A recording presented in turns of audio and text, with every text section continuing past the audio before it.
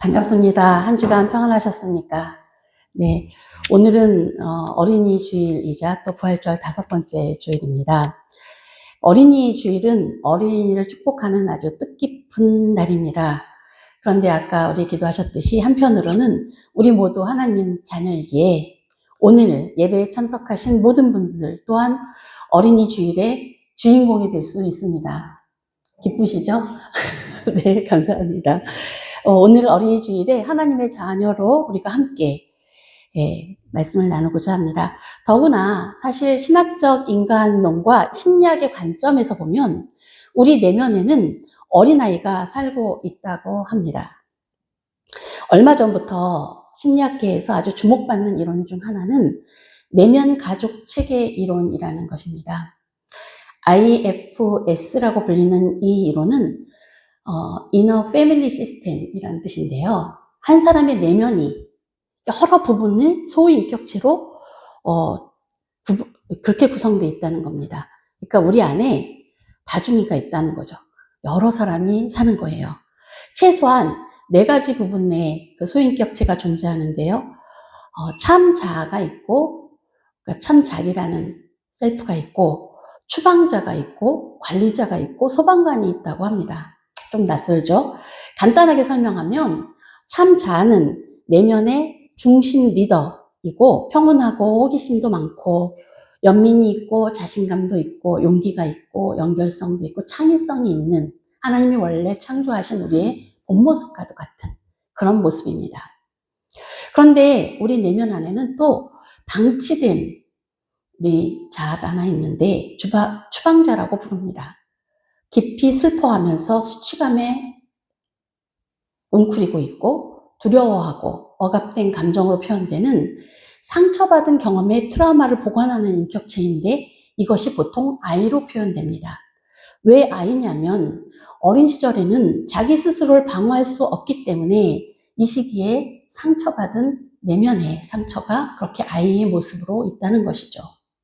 또한 매니저, 관리자가 있는데 이 관리자는 자기 상처를 예방하고 통제하는 자입니다.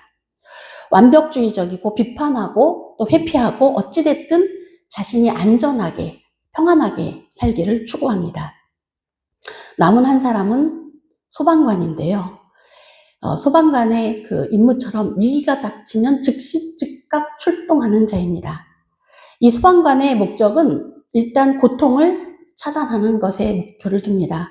그래서 본인이 위기에 처했다라고 판단이 된다면 금세 그 고통을 통제를 하려고 하는데 그 통제하는 방법이 주로 충동적인 행동입니다. 그래서 폭식을 한다던가 음주를 한다던가 평상시에 하지 않던 돌발 행동을 한다던가 분노 폭발을 한다던가 이렇게 해서 자신의 고통을 다른 데로 회피하거나 차단하는 거죠. 이 내면의 가족들이 함께 모여 살고 있는 것이 우리라는 거예요. 그런데 이 안에는 원래는 참자, 아까 제가 말했던 참자아가 중심 역할을 해야 하지만 대부분은 참자아가 힘없이 내면에서 거의 잠자듯이 회복되어 있지 않고 대체로 관리자들이 전면에 나서서 삶을 통제하는 지경에 이르렀기 때문에 대부분 많은 사람들을 만나면 그 사람을 만날 때 보통 매니저들이 활동을 한다고 그렇게 합니다. 그래서 성인들의 내면 깊은 곳에는 여전히 보호받고 또 위로받고 또 상처를 이렇게 보듬어주길 원하는 그 상처받은 아이가 존재한다고 합니다. 베드로전서 2장의 말씀을 살펴보면 성도의 내면이 어떻게 치유를 받고 궁극적인 사명으로 그렇게 나아가는 거룩한 성전이 되어야 할지 그 거룩한 성전을 베드로는 오이코스라고 표현하고 있거든요. 이 거룩한 성전이 될 수 있는지 함께 살펴보려고 합니다. 그런데 이 말씀 처음 시작하는 1절에 베드로는 이렇게 말합니다. 모든 악독과 모든 기만과 외식과 시기와 모든 비방하는 말을 버리라. 악독이란 마음속에 품은 원한, 악한 의도, 악의, 다른 사람을 해치려는 그런 태도입니다. 기만은 거짓과 속임수를 말하죠. 외식은 겉으로만 경건한 척하는 그런 위선적인 태도입니다. 시기란 다른 사람의 은혜와 축복을 질투하는 마음이겠죠. 비방이란 남을 헛들고 남 탓을 하고 책임 회피를 하는 것입니다. 그렇다면 도대체 이게 무슨 말입니까? 베드로는 지금 신자들한테 이러한 죄악을 버리라 라고 말하고 있다는 겁니다. 왜 이런 죄를 신자들이 저지를까요? 언뜻 들으면 신자들에게는 결코 없어야 할 것만 같은 죄들인데요. 이 악독, 기만, 외식, 시기, 비방은 단순히 개인 윤리적인 차원의 문제가 아닙니다. 사실 베드로가 지금 이 편지를 쓰는 당시 성도들은 로마 사회 안에서 엄청난 핍박을 받았기 때문에 이들도 자신들을 박해하는 사람들에게 자기의 나름대로 소극적인 복수를 했을 겁니다. 그렇게 행동했던 거죠. 또 어려운 시기에 고난을 받게 되자, 생명의 위협을 받자 성도들이지만 서로를 향해서 자기 중심적인 죄들을 그렇게 행한 것입니다. 이러한 죄들은 결국은 공동체를 파괴하는 그러한 죄들인 거죠. 사실 이러한 악들은 특별한 범죄자들만 저지르는 게 아닙니다. 누구든지 일상에서도 자기 기만, 책임 회피로부터 시작된 죄들을 범하게 되는 겁니다. 한편으로 심리학적인 관점에서 보면 이 악독들은 단순히 도덕적인 일탈만은 아닙니다. 이런 악의 비난, 비방 이런 죄들은 사실은 상처받은 내면을 숨기고 타인에게서 자기를 보호하기 위해 스스로 입은 방어에 오실 수가 있습니다. 자기 방어 기제라는 거죠. 우리의 내면의 체계는 고통을 피하기 위해서 완벽주의적으로 자신과 타인을 통제하거나 관리자가 하는 일이겠죠. 충동적으로 방어하는 그런 기제를 발동시킵니다. 우리의 이 방어적인 부분들, 관리자나 소방관들은 우리를 보호하려고 하지만 사실 종종 파괴적인 결과를 낳습니다. 제대로 방어해주지 못한다는 것입니다. 그래서 다른 사람을 오히려 비난하고 비방하며 때로는 보복 심리를 갖게 되고 또는 더 심한 그런 책임 회피도 하고 자기중심적인 죄들을 범하는 것입니다. 심리 상담에서는 이 내면의 가족들을 잘 이해하고 한 사람 한 사람을 잘 대화해서 서로 잘 대화해서 상처를 회복하도록 그렇게 이끕니다. 맞습니다. 이 심리 상담에서 우리에게 주는 통찰은 무엇이냐면 우리가 우리 자신의 방어 기제조차도 잘 인식을 해야 한다는 그런 중요한 사실이 있습니다. 안 그러면 우리는 우리의 방어 기제를 우리 자신의 스스로의 성품인 양 생각할 수가 있습니다.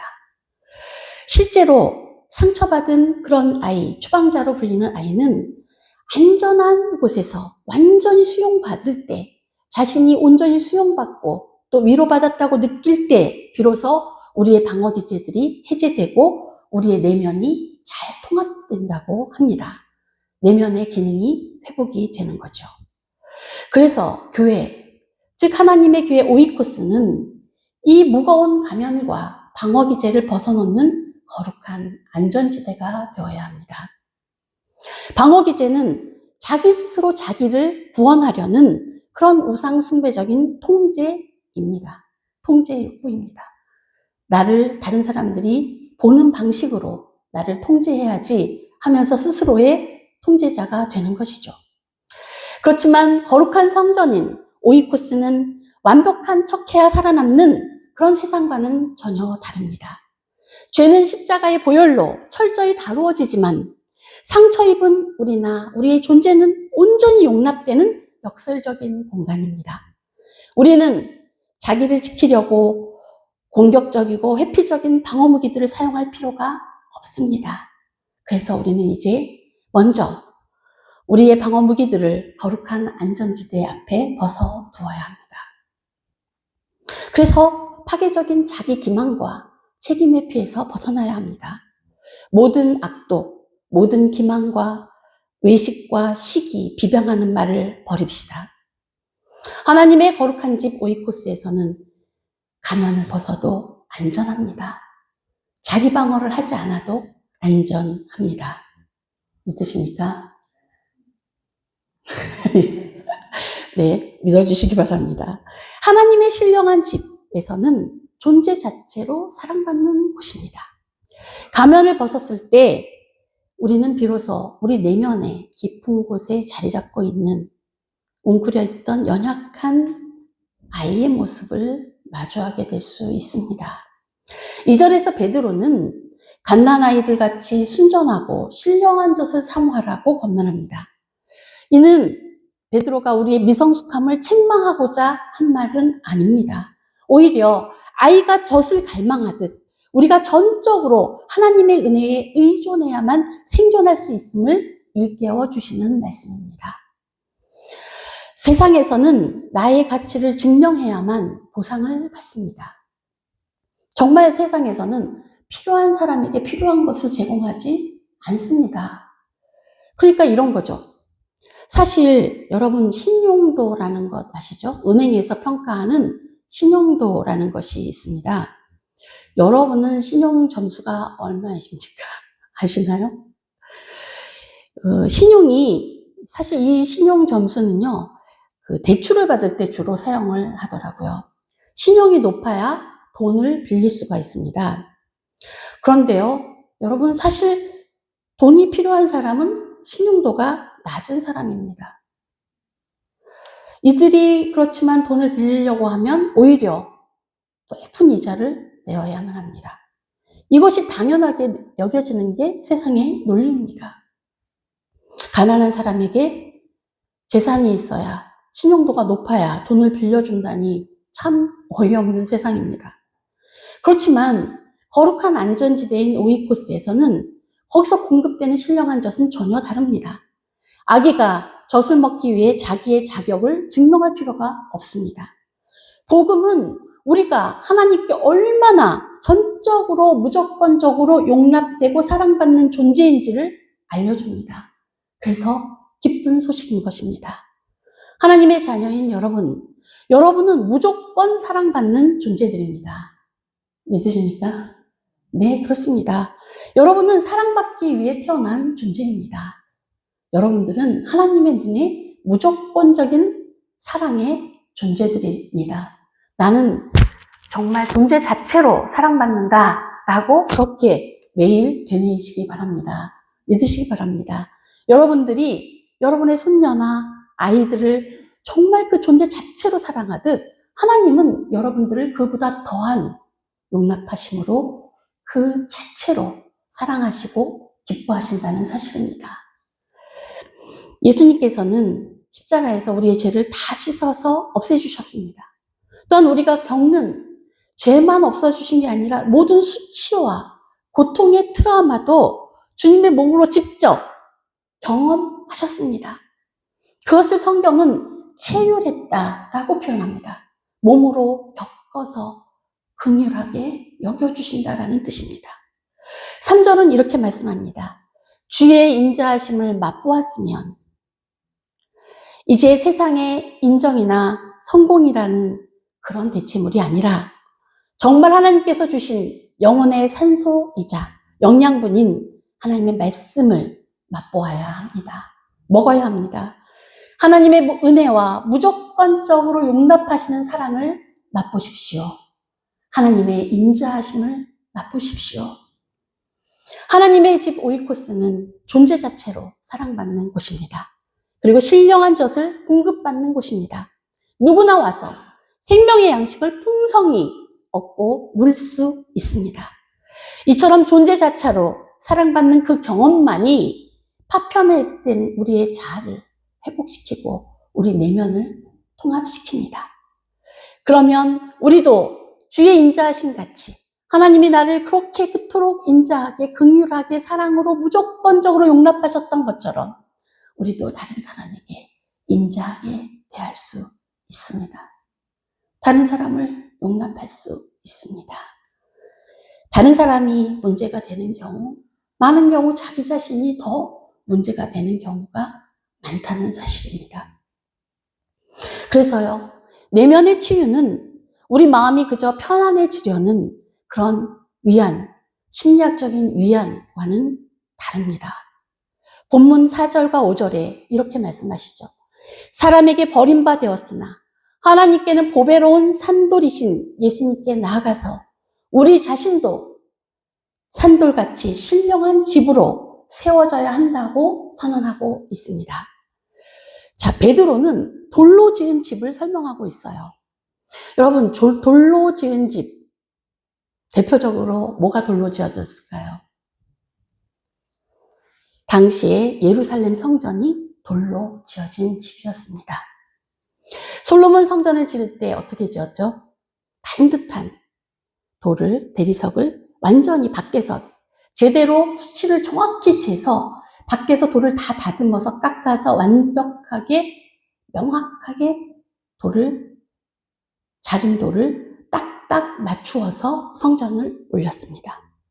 정확하게 잘라서 완벽하게 맞춤으로 제작해서 어떤 접착제도 필요 없이 잘 맞도록 그렇게 지어진 집이 돌로 지어진 성전이었습니다. 그렇지만 베드로가 볼 때 이 돌들로 만들어진 성전은, 예루살렘 성전은 살아있는 성전이 아니었습니다. 생명이 없는 성전이었습니다.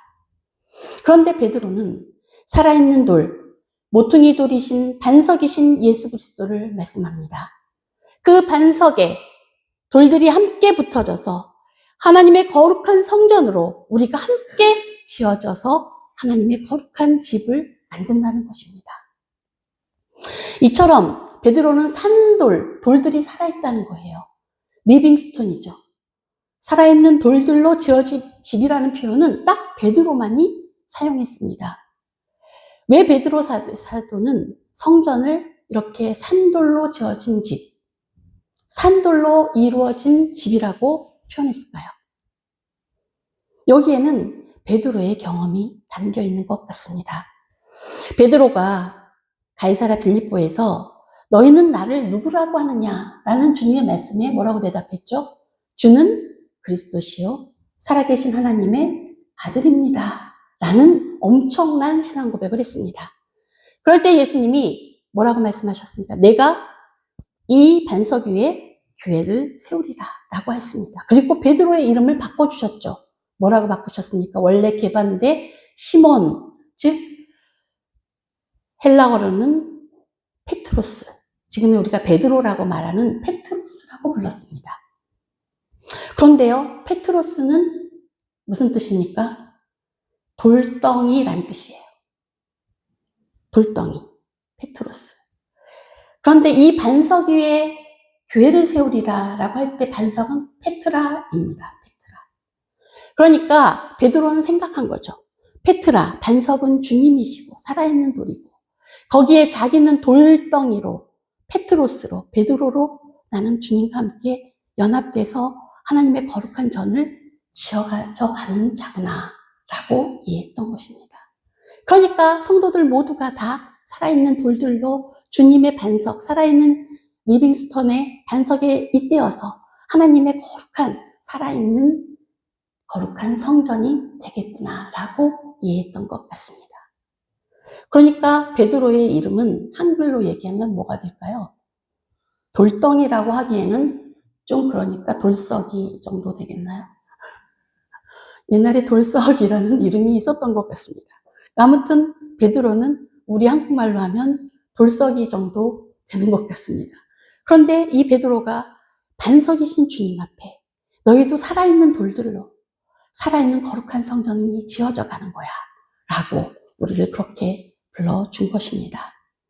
그렇습니다. 우리는 그리스도를 모퉁이 돌로 함께 성전으로 지어져 가는, 그렇게 연결되어서 세워지는 거룩한 집, 거룩한 살아있는 돌들입니다. 오이코스, 하나님의 성전입니다. 이 오이코스 안에서 일어나는 일들은 연결됨입니다. 서로 함께 연결돼서 지어져 가야만 하나의 거룩한 성전이 되지 않겠습니까? 그래서 오이코스 안에 일어나는 치유는 바로 이 연결됨이 핵심입니다. 각자의 상처와 결핍을 지닌 깨어진 돌들이 그리스도를 모퉁이 돌 삼아 하나로 딱 맞물릴 때 비로소 세상이 무너뜨릴 수 없는 견고한 영적 가족이, 그 공동체가 완성되는 것입니다. 내 안에 상처받은 자아들이 성령님의 주도 안에서 통합되듯이 교회 공동체 역시 서로의 연약함을 정죄하지 않고 은혜로 덮어주면서 새 사람으로 지어져가는 유기적인 연합을 이루어야 하는 것입니다. 그래서 거룩한 안전지대는 네트워크, 연결망입니다.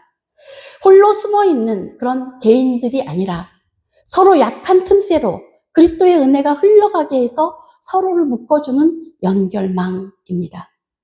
우리가 우리 각자의 방어기제를 다 풀어놓고 서로에게 있는 모습 그대로를 내어놓을 때 이 오이코스는, 하나님의 성전은 가장 강력한 치유의 요새, 치유의 연결망이 될 것입니다. 거룩한 성전으로 세워질 것입니다. 그렇지만 믿음의 눈으로 보지 않으면 이 거룩한 연결망인 살아있는 집, 오이코스도 결코 은혜의 집으로 보이지 않습니다. 많은 믿지 않는 자들이 예수 그리스도라는 반석에 걸려 넘어졌다고 했습니다. 하나님이 그렇게 정하신 것이라고 했죠. 그렇습니다. 예수 그리스도도 걸림돌이었습니다. 우리 모두 하나하나가 다른 사람에게 걸림돌로 작동할 수도 있습니다. 돌이니까요. 돌들이 연결돼서 집으로 지어지지 않으면, 땅에 마구 굴러다니면 다 걸쳐 넘어지는 돌이 되지 않겠습니까? 그렇습니다. 그래서 믿음의 눈으로 성령 안에서 하나로 연결되어야 합니다. 이제 본문 9절과 10절에서는 우리의 정체성을 이렇게 선언합니다. 하나님이 우리를 향해서 너희는 택하신 족속이요, 왕같은 제사장들이요, 거룩한 나라요, 그의 소유가 된 백성이라고 선언합니다.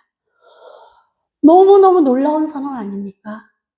이 놀라운 선언은 단순히 축복을 넘어서는 영광스러운 사명 선언입니다. 이 구절은 마틴 루터가 종교개혁을 하고 만인사제설을 주장했던 바로 그 중요한 본문입니다. 거룩한 오이코스 안에서 거룩한 성전이 된 교회에서 산돌로 지어진 하나님의 집에서 우리 모두가 하나님 앞에 예배드리는 제사장이 되어진다는 것입니다. 그렇습니다. 우리는 예수님을 왕으로 모시는 거룩한 나라입니다. 예수님이 값주고 사신 하나님의 소유된 백성입니다. 영원한 대제사장이신 예수님과 연결된 여러분은 주님의 사명을 감당하는 왕같은 제사장들이십니다.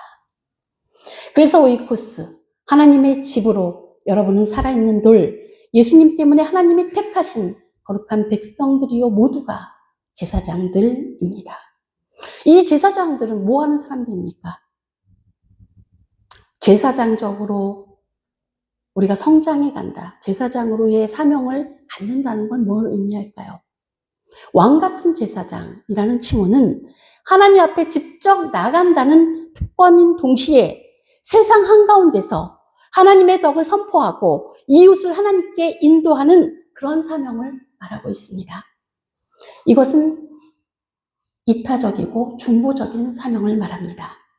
루터가 만인사제설을 말할 때 모든 사람이 하나님 앞에 각자 나갈 수 있다, 그러니까 모든 사람이 사제직을 다 할 수 있다, 이런 의미가 사실은 아니라, 루터는 이 만인사제설을 설명하면서 모든 사람이 다른 사람과 하나님 사이에 중보자가 되어야 한다라는 의미로 설명했습니다. 다른 사람을 위해서 중보하는 사람, 기도하는 사람, 하나님의 복음을 전하는 모든 자들이 제사장이라는 것입니다.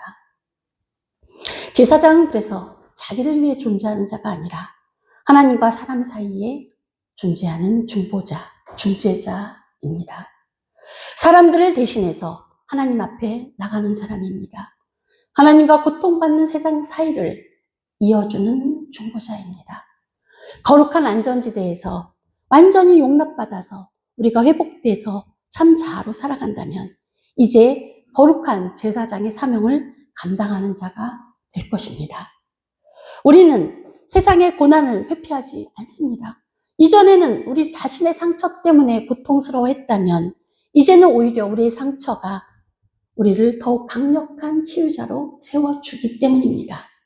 그래서 우리는 상처 입은 치유자로 세상 속에 걸어 들어갈 수 있습니다. 영성 작가인 그 유명한 헨리 나우에는 이렇게 말합니다. 상처 입은 치유자라는 책에서 자신의 상처를 정직하게 대면하고 그리스도 안에서 돌봄을 받은 사람만이 이웃의 고통을 이해하고 그들을 치유하는 거룩한 도구로 온전히 쓰임받을 수 있다. 그렇습니다. 자기 상처를 눌러서 추방시켜서 없는 것처럼 눌러가며 사는데 에너지를 쓰지 않고 이제는 방어기를 내려놓고 주님 안에서 그리스도 안에서 돌봄받고 치유받고 회복되면 우리는 이제 하나님이 쓰시기에 합당한 거룩한 도구가 되는 것입니다. 거룩한 안전지대에서 치유받은 자들은 이제 다른 이들을 돌보고 섬기는 자들로 세워집니다. 그러면 우리도 다른 이들에게 거룩한 안전지대로 세워질 수 있습니다. 우리는 이 험한 세상에서 너무나 많은 사람들이 상처받고 힘들어하고 쉴 곳 없어 헤매는 사람들에게 그들이 정말 마음 놓고 쉴 수 있는 작은 오이코스, 걸어다니는 안전지대로 우리가 세워질 수 있습니다. 믿으십니까? 네, 그렇게 되기를 바랍니다. 그래서 우리는 하나님의 은혜와 그리스도의 구속을 선포하는 자가 될 수 있습니다. 세상 어두운 데서 우리를 불러내서 기이한 빛, 놀라운 빛에 들어가게 하신 그 하나님의 아름다운 덕을 선포하는 삶, 이것이 왕같은 제사장들의 사명입니다. 사랑하는 우리 새사랑 교회 성도 여러분, 우리는 이제 거룩한 안전지대인 오이코스에서 살고 있습니다. 하나님의 거룩한 성전에서 신령한 젖을 먹고 자라난 여러분은 이제 더 이상 상처에 휘둘리는 연약한 피해자가 아닙니다. 여러분은 그리스도의 보혈로 씻음받고 성령의 숨결로 다시 태어난 왕같은 제사장들입니다. 아멘. 이제 우리가 예배당 문을 나서는 순간 우리가 딛는 발걸음마다 새로운 안전지대가 시작되는 놀라운 역사가 일어나기를 바랍니다. 여러분의 가정에서 거룩한 안전지대가 되어주십시오. 여러분은, 특히 어머니는, 부부는, 가정은 거룩한 안전지대가 되어야 합니다. 또한 상처받는 이웃들에게도 여러분은 거룩한 안전지대가 되어주실 수 있습니다. 우리가 하나님께 받은 그 인자하심을 맛본 그 긍휼을 세상에 흘려보낼 때 비로소 이 귀한 빛이 세상 어둠을 구석구석 비치게 될 것입니다. 기도하겠습니다. 거룩하신 하나님 아버지, 어린이 주일을 맞아 하나님의 자녀들인 우리들 또한 주님의 품으로 이끌어 주시니 감사합니다. 세상 속에 살아남기 위해 또는 상처받지 않기 위해 겹겹이 껴입었던 죄악된 그런 악독과 시기와 위선의 가복이 있었다면 이 시간 주님 앞에 내려놓습니다. 오직 주님만이 우리의 거룩한 오이코스이시며 우리 영혼이 숨쉴 수 있는 단 하나의 안전지대임을 고백합니다. 주님께서 친히 지친 영혼들에게 신령한 젖으로 충만히 채워 주시옵소서. 이제 치유받은 우리가 왕같은 제사장의 권위를 가지고 세상으로 나아갑니다. 세사람 교우들이 이제는 고통받는 이웃을 품어주는 안전지대로 살아가게 하옵소서. 우리가 서 있는 곳마다 하나님의 긍휼이 흐르게 하시고 우리를 통해 세상이 하나님의 아름다운 덕을 보게 하옵소서. 우리를 산돌로 부르시고 신령한 집으로 지어가시는 예수님의 이름으로 기도드립니다. 아멘.